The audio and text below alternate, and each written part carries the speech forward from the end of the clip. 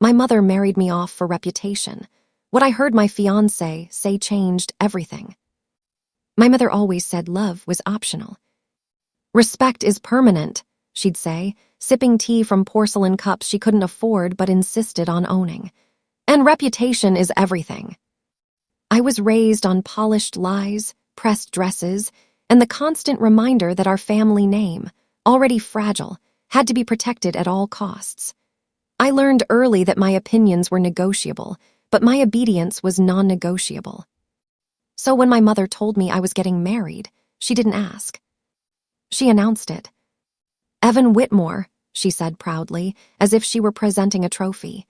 His family is well connected, old money. This marriage will secure our standing. I remember staring at her across the kitchen table, my coffee going cold. I barely know him, I said. You don't need to know him, she replied sharply. You need to represent him.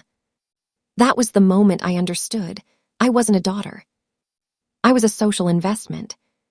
The perfect fiancé. Evan was flawless on paper. Harvard MBA, investment firm partner, charity board member. A smile that disarmed rooms and eyes that made people trust him instantly. Mothers adored him. Men admired him. Women envied me. And I tried. God, I tried to convince myself I was lucky. He brought flowers to my office, remembered my favorite wine, called my mother Mrs. Caldwell with old-school charm. But something always felt rehearsed. His laughs came a beat too late. His compliments sounded memorized. And whenever money came up, his eyes sharpened, not with greed, but calculation. Still, my mother was thrilled. Do you know how many doors this marriage will open for us? She whispered one night. People like Evan don't marry girls like you unless it's meant to be. Girls like me. Educated, independent, self-made. But apparently still beneath him. The night everything shattered. 3 weeks before the wedding, Evan hosted a private engagement dinner at his penthouse overlooking Manhattan. Crystal glasses, candlelight, a view worth more than my childhood home. Midway through the night, I excused myself to the restroom. That's when I heard his voice. The door to the study was slightly open. I wasn't eavesdropping at first, I was passing by, but then I heard my name. She has no idea, Evan said, laughing softly. Another man chuckled. You sure the accounts will be clean by the wedding? Completely, Evan replied. Once the marriage happens, everything shifts. Her name gives legitimacy. Old family, clean record, it's perfect. My heart slammed into my ribs.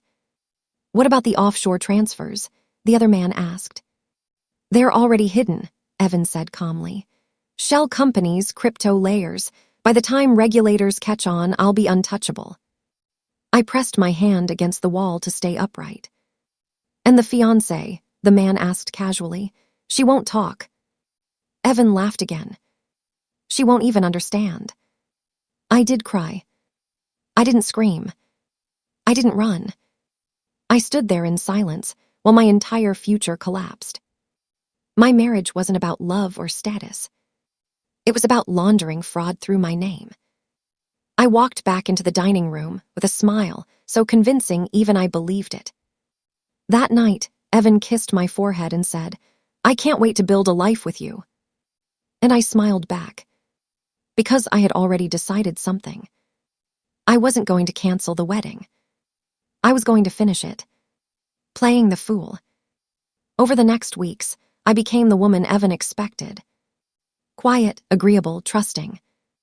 I signed documents he slid across the table after secretly copying every page. I listened more than I spoke. I watched which calls he took privately. I memorized names, dates, companies.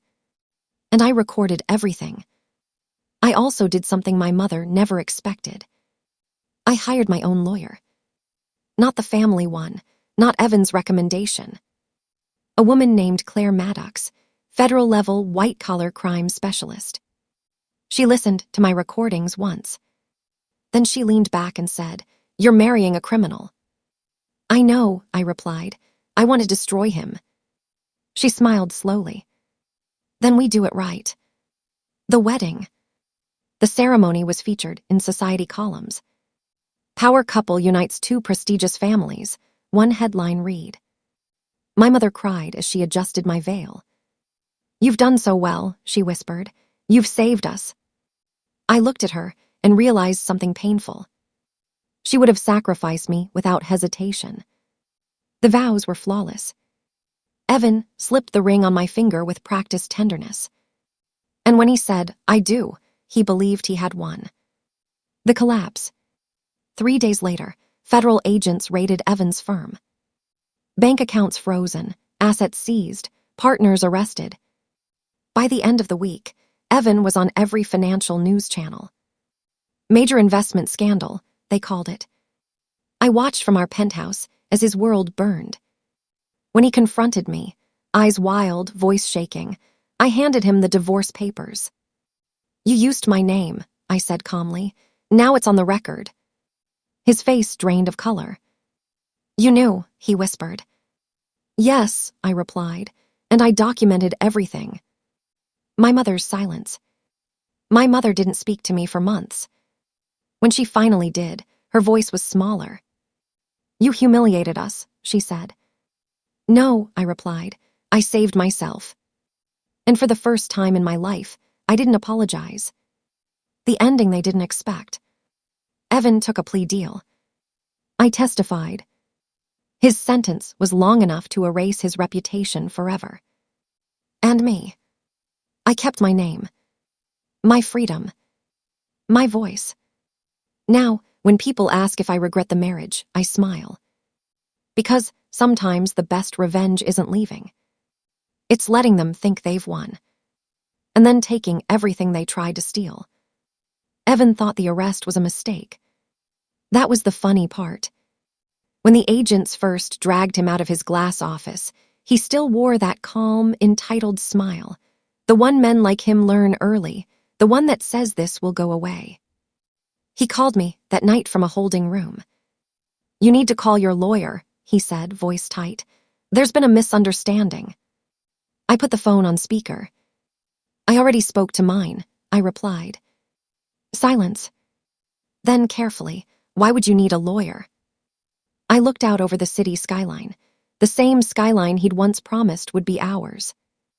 Because, I said, my husband is under federal investigation. The line went dead. When the mask slipped, Evan was released on bail 2 days later. He came home furious. Not loud, not screaming. That kind of anger belongs to men who still believe they're in control. You went to the authorities, he said quietly. I didn't deny it. You destroyed everything, he continued, packing the living room. Do you have any idea who you just made enemies of? I met his eyes. You destroyed everything, I corrected. I just turned on the lights. His expression changed then, something ugly crawling to the surface. You were nothing before me, he snapped. Your mother knew it, that's why she gave you to me. That hurt more than I expected. But pain sharpens clarity. I was never yours, I said. You just underestimated me. That was the last private conversation we ever had. The trial everyone watched. The case exploded. News vans, analysts' speculation. How did the wife not know? Was she involved? Did she benefit? That question haunted me. Until the prosecution announced their key witness. Me. I remember stepping into the courtroom, flashbulbs popping, Evan already seated, looking smaller than I remembered. He didn't look at me. I took the stand calmly and told the truth. About the overheard confession. About the shell companies. About the documents he pressured me to sign. About the recordings. When his defense attorney tried to paint me as a gold digger, I smiled. Sir, I said evenly, if I wanted money, I wouldn't have destroyed a man worth millions. The courtroom went silent. My mother's breaking point. My mother sat in the gallery every day. Watching. Judging. Until one afternoon, during a recess, she cornered me. You could have stopped this, she hissed. You could have handled it quietly. So he could hurt other people, I asked. So he wouldn't be a joke, she snapped. I looked at her, the woman who raised me to be polite, obedient, silent. And I finally said what I'd swallowed for years. You didn't want a daughter, I said softly. You wanted proof you mattered. Her mouth opened. No words came out. That was the day she realized she'd lost control. The verdict. Evan was found guilty on all major counts. Wire fraud, securities fraud, money laundering. The sentence was devastating. Years. Enough years that his name would never recover. When the judge asked if I wished to make a statement, I stood. I entered this marriage believing silence was strength, I said. I learned too late that silence only protects the powerful. I turned to Evan. You thought my name would clean your crimes, I continued. Instead, it exposed them.